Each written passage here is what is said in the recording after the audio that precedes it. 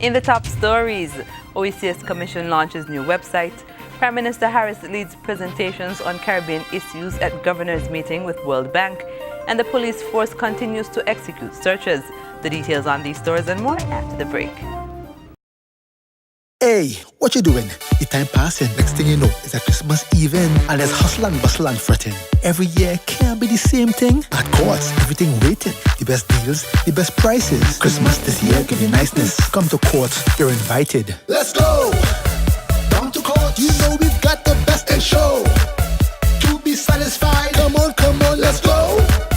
Down to Courts, that's where it's going down. Let's go, let's go, let's go, let's go, let's go, let's go, let's go.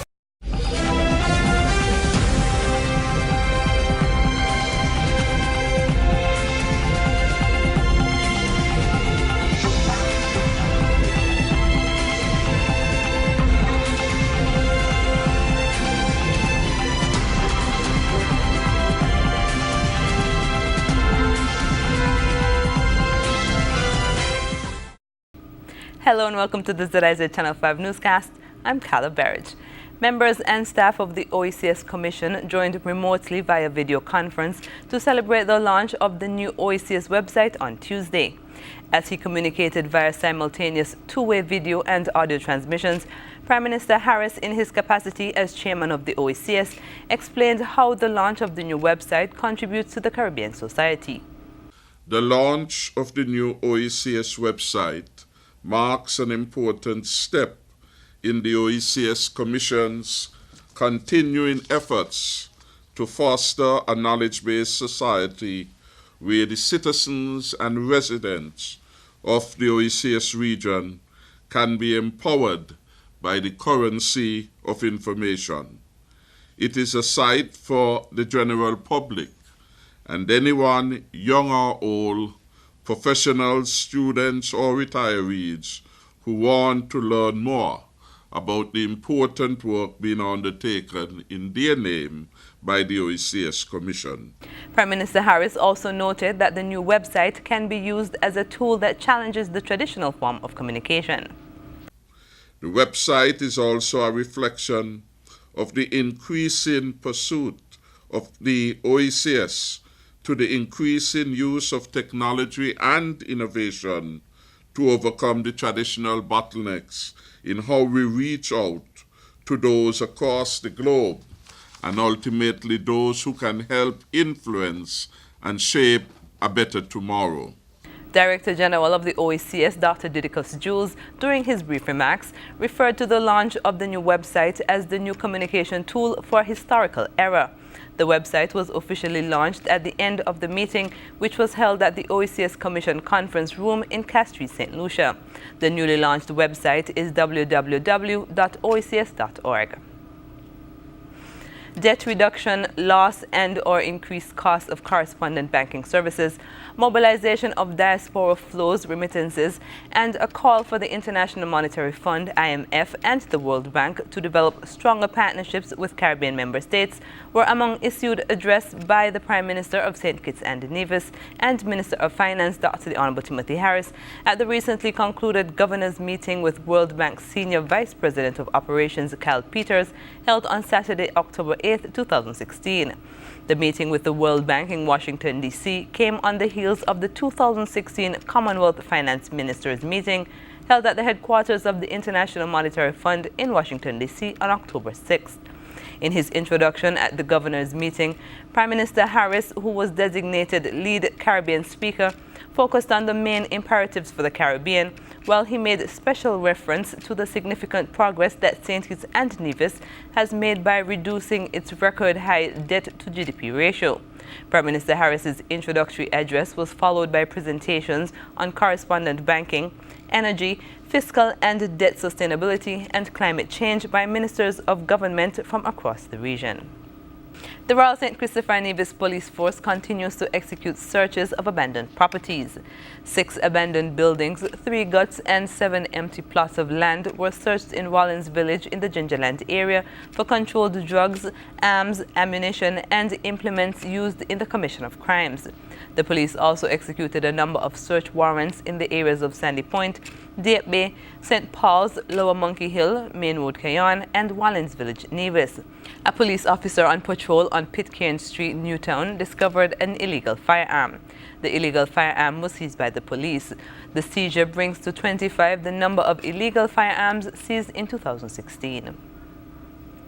After the break, Sandy Point Spirit hosts community projects. We'll tell you more when we come back.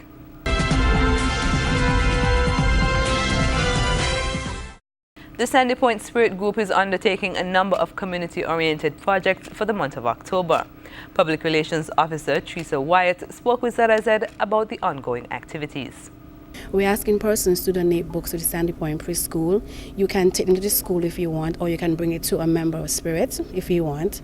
Also, on the 29th, we have a Pink on the Move breast cancer walk in Sandy Point, which begins at 4:30 by the old dollar stretcher, and we walk down to Sandy Point. At the end, we're going to climax at the Sandy Point hard courts, and we have a remembrance for the persons who are affected by the breast cancer. We'll be taking out the elderly for an afternoon of football in Sandy Point as well. Wyatt is encouraging persons to support the community-oriented activities geared at community development, breast cancer awareness, and child literacy. So I'm just here to let everybody know that Sandy Point Spirit is active, and we have a number of activities going on. Please support the activities. Again, the book drive, take your books to Sandy Point Preschool or any Spirit member. Don't forget to come out to the breast cancer walk, Pink on the Move breast cancer walk. We just feel like it's just a month that we want to celebrate reading and giving back to the children in the Sandy Point Preschool. The book drive for the preschoolers ends on October 31st. The William Marcus Natter Memorial Scholarship Fund is expanding its reach and assistance to elementary school children by adding another primary school to its scholarship pool. Starting in March 2017, the William Marcus Natter Memorial Scholarship Fund will offer scholarships to students in grades 5 and 6 at the Orangetown Primary School. The announcement was made by Dr. Marcus L. Natter, co-founder and chair of the William Marcus Natter Memorial Scholarship Fund, during a recently held Parent-Teacher Association meeting at the Orangetown Primary School. The William Marcus Natter Memorial Scholarship Fund was established on April 8, 2010 to support students in grades 5 and 6 who demonstrate academic excellence, sound moral character, and passion for community service. The scholarship fund was pioneered at the Tucker Clark Primary School. Over the past 5 years, the scholarship fund has given assistance totaling more than $85,000 to 12 students. In October 2015, the scholarship fund donated more than 3,000 items, including exercise books, markers, erasers, papers, pens, and pencils to teachers and students at Tucker Clark Primary School and Orangetown Primary School. Coming up, sympathetic U.S. suspends deportations to Haiti. The details when we come back.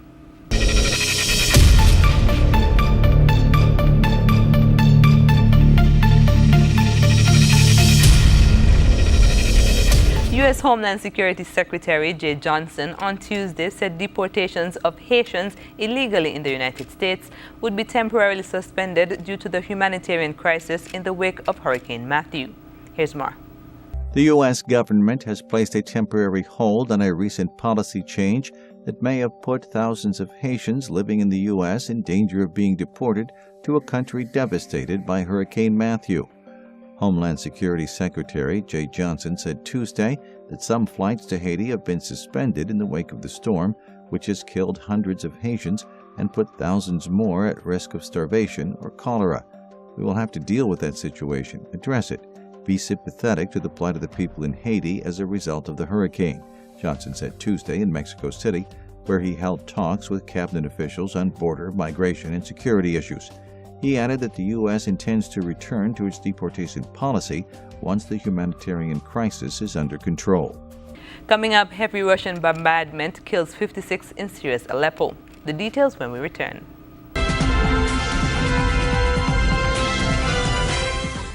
Hello and welcome to Upfront. I'm Carla Barrage, and in the studios with me is James Bradshaw of District 7 and Earl Clark of District 1. And they are here in relation to the International Day for Disaster Reduction being hosted by NEMA.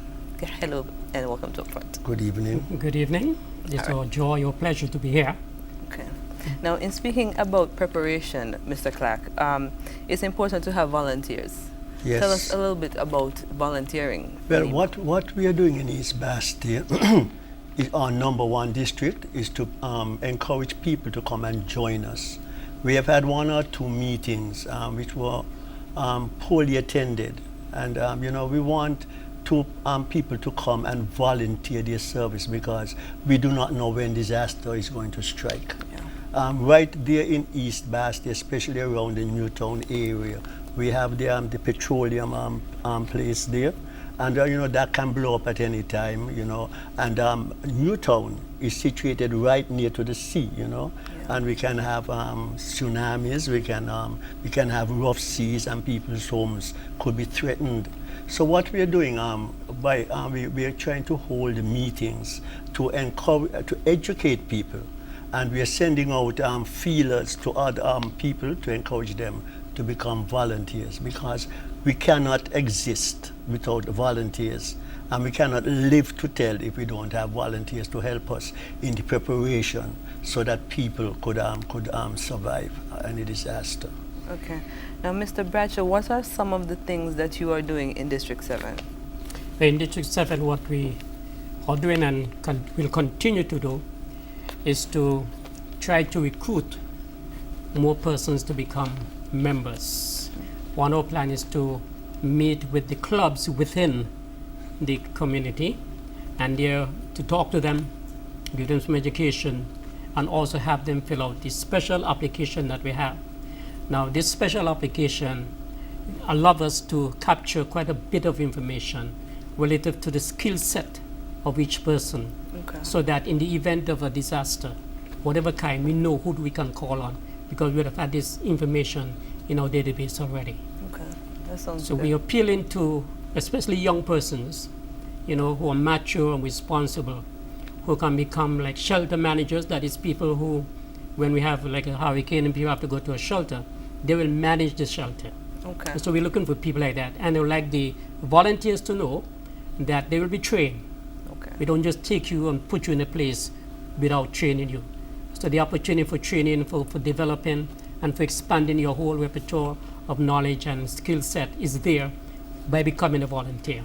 And also you'll be serving your community and humanity on a whole, which gives quite a lot of pleasure.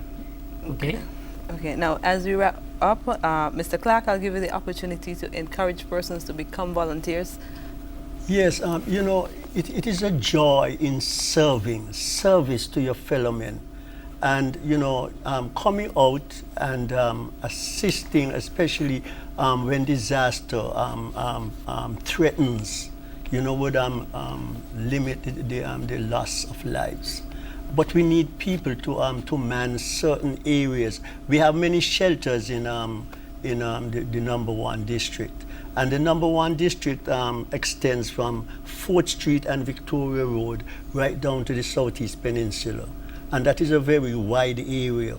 And if we are only centered with people from the Bastia area, we would be unable to cope in case there is a disaster. So we are encouraging people to come out and join the number one district, so that in case of disaster we can minimize the disastrous effects. Okay, I want to thank you both so much for coming and speaking with us on Upfront. Thank you very much. All right. This has been Upfront. I'm Carla Berge, and I've been speaking with Earl Clark and James Bradshaw about International Day for Disaster Reduction. Stay tuned, more news after this. Can you afford to lose everything? In times of uncertainty, ensure you have the security of Quartz Payment Protection. When you shop with Quartz Ready Finance Gold or Ultimate Plan, if you lose your job after 6 months of making payments, our redundancy coverage ensures that the payment on your account continues for up to 12 months. Don't risk losing everything. Shop with Quartz Ready Finance and get the payment protection plan that protects you against redundancy, disability, death, and loss of item due to natural disaster, fire, flood, or theft. Quartz Ready Finance with payment protection. Quartz, bringing value home.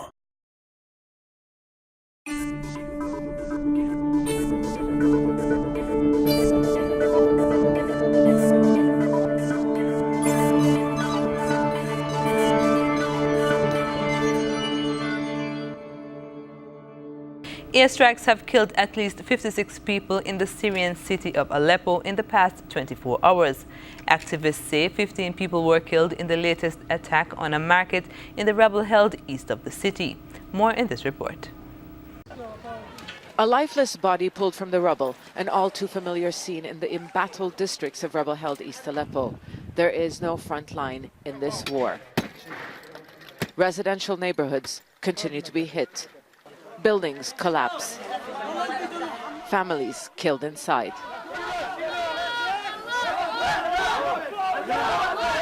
There were some survivors, this child among them. But hope is fading for the people trapped in what has become an urban battleground. In the past 3 weeks, activists say up to 300 people have been killed, and the toll only rises. A father overcome with grief. Another family torn apart. Last week, the Syrian army said it would reduce its airstrikes to allow people in rebel-held East Aleppo to leave. There were a few days of calm, but there was no corridor for civilians to evacuate to other rebel-held areas. It's not clear why there was a reduction in airstrikes, but it did coincide with mounting international criticism of Damascus and Moscow's actions. Criticism but little action to stop the bombardment of a city under pressure to surrender. Food supplies are running low and medical services are overwhelmed. Doctors Without Borders say that there are only 11 ambulances left for 275,000 people. Hospitals have been hit. Only 35 doctors remain. Pro-government forces who have opened many front lines across the divided city. And Aleppo is not the only rebel-held area under siege and under attack. This is Douma in the Damascus countryside. The international community remains silent. Look around. These are civilian homes. There are no rebel bases. The same questions are being asked by the people in Aleppo. Fardous neighborhood was targeted twice in as many days. The latest strike hit the marketplace, and again, civilians were the casualties. This has been the reality for years, and this will only continue since diplomatic efforts to revive the ceasefire have come to nothing. Zana Khuder, Al Jazeera, Gaziantep. Up next in sports, Colin Kaepernick will be starting quarterback this Sunday. Stay tuned.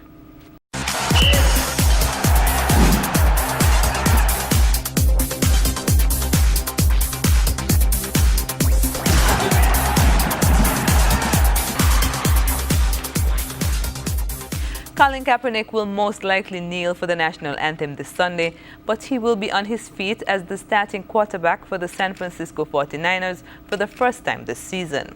Here's more. Colin Kaepernick will be the starting quarterback for the San Francisco 49ers for the first time this season on Sunday. 49ers coach Chip Kelly made the announcement on Tuesday and said that current starting quarterback Blaine Gabbert will serve as Kaepernick's backup. The 49ers' record so far this season is 1-4. It's not Blaine's fault, Kelly said. It's just as a group offensively, we need to be better in a lot of ways. So we're going to see what we can do and make a move here. It was the only maneuvers we could make based on our depth. Ryan Lochte is waiting out the storm after the Rio incident. He says he has learned some valuable lessons and is making major life changes. More in this report. Since a turbulent time in Rio, Brazil during the 2016 Summer Olympics, Ryan Lochte has made it 5 weeks into the latest Dancing with the Stars competition and recently proposed to girlfriend Kayla Ray Reid. Now an official husband-to-be, the 32-year-old says he has learned valuable lessons from his time in Brazil. A source tells E! News about Lochte. Things have gotten better for him and he's just happy now about his engagement. He knows with time people will forgive him. Many have already.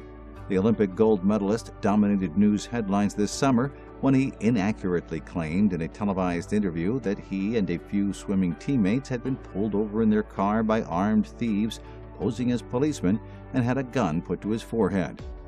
When we come back, we'll have another look at the stories that made the headlines.